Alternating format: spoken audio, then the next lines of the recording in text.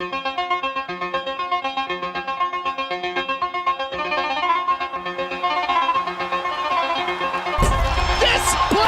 is deafening! We are live! Good overhand right by Ronda. Oh, that hurt her! Looking to finish it! Lesnar covering up!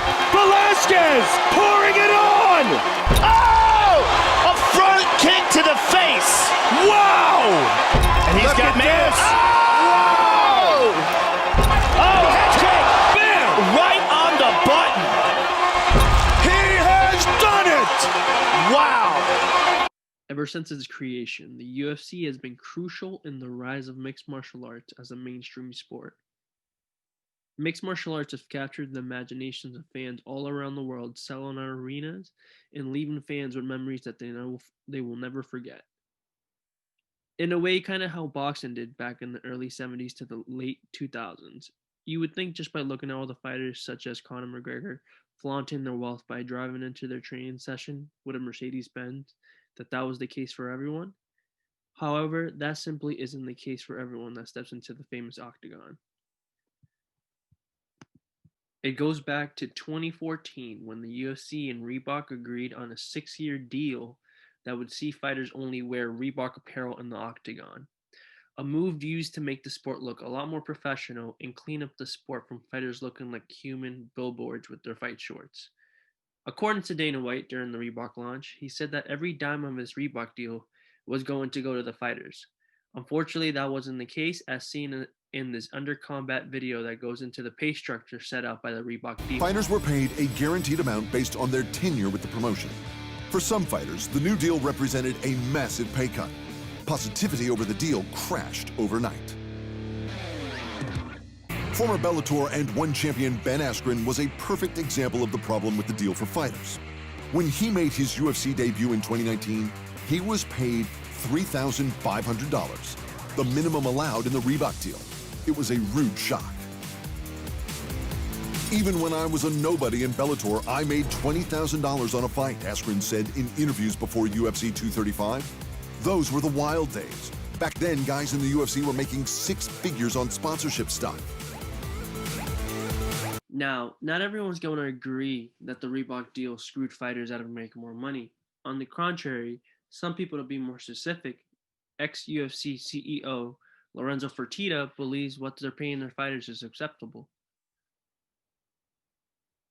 And in the short interview clip actually gives insight into his thinking about going on and paying his fighters. From a fighter pay standpoint, I'm proud of what we pay fighters. You know, I can remember when we first bought the company, I was like, you know, Dana, you know what my dream is? You know, Dana and Frank, I can't wait till we can pay a fighter $1 million to fight. That's what I wanted to do. I want to pay them as much as we possibly can. That's a sign of success. That means that things are working, that things are going well. And at the end of the day, are you going to make everybody happy? No. I guarantee you there's not a company on this planet where every single person in the company is happy with what their pay is. I mean, It's just not going to be the way. But the reality is the UFC is the ultimate, place of capitalism. And you earn if you're successful. If you're a fighter and you become champion and you're successful and you're the guy or the girl that's bringing the people to come watch the show and that are buying the pay-per-views, you're going to make the last conversation we're going to have is about money. Mm-hmm. And you don't see those guys and girls, and we all know who we're talking about, the top earners complain about their money. Mm-hmm. It's the ones that are, somehow never made it, or maybe were, 3 and 4 and just never got to that spot.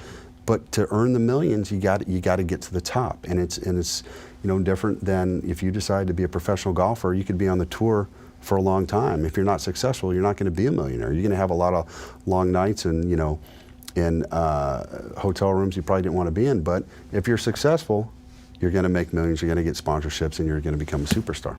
That interview was back in 2017, shortly before Fertitta sold the UFC for $4.2 billion. Like Fertitta said in the previous clip, if a company ends up making more money, then that should mean they should pay their fighters more, right? It's the happiest birthday yet after making $4 billion. It doesn't suck. Unfortunately, that still isn't the case even in 2020. Fighters have tried to form unions that resemble the ones we see in the NFL, NBA, and MLB. There have been numerous of groups, such as the Professional Fighters Association, that tried to spearhead a movement and trying to form a union. However, without the likes of superstars such as Conor McGregor getting behind these movements, it will be a hard thing to get done anytime soon. The sport, there were reports again this week of attempts to labor and unionize fighters, but it would seem if fighters like yourself and other huge names didn't take part, there would be no teeth to this. Do you have opinions on this in terms of what you think about unionizing fighters? Look, many fighters are not in a great situation. I am blessed. I am blessed with the situation I am in. I have worked very hard for this. I have come in and I've put in the work to be in the situation I am in. But it's not nice to see my peers. Some of my peers, not all of them. Some of them do deserve to be in that because they are not at that level. But I feel it is important to bunch together and support each other. It's a dangerous, crazy business we are in. We get in and risk everything.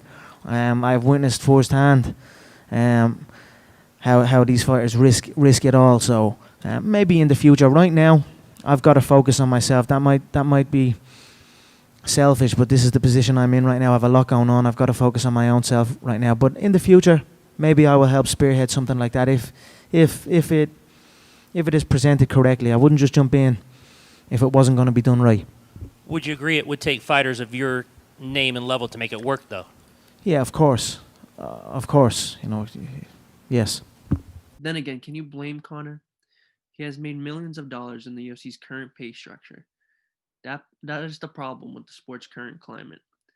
Fighters look at it from a selfish point of view. They all see in the money they're making in the short term, and then they forget about everyone else, which ends up hurting the fighters in the long run for years to come. However, even in the current climate for fighters, many in the MMA community seem to have hope for the future when it comes to change and forming a fighters union. Think about the idea of a union.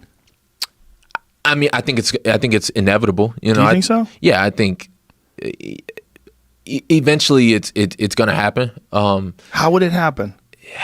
I think it's once the UFC is going to change a little bit. Yeah, it has come a long way, and I think it's going to change a lot. I still think that we're in the leather helmet days. Like if we're going to equate this to football when they were wearing leather helmets in like the 30s, I still think that we're in that era of mixed martial arts.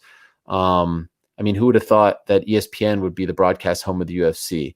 Yeah. I think a few years ago, no one thought that would be the case. I think where it's really going to evolve is on the business side of things. Will there ever be a union, revenue sharing, things of that nature, and make it a little more equal in terms of what the promoters are making and what the fighters are making? I think that's a really big story to continue to follow. Like, I don't think it's going to be a thing anytime soon right now, like this year, next year, but in 20 years, a lot can change. Mixed martial arts has grown in popularity, and it will continue to grow in popularity as the years go by. Just like it happened in football, basketball, and all these other sports, unions are going to become crucial in protecting the fighters from being taken advantage of and screwed over by promotions such as the UFC in deals such as the Reebok deal. Unions will not only help fighters with more fair pay, it will also help them be covered when it comes to medical insurance and other factors that a normal work union would cover. Now, the only way this will happen is if it gets backing from not just the fighters, but also mainstream media and fans alike that will help spearhead a movement that promotions such as the UFC can't ignore, and they will eventually have to take a look at.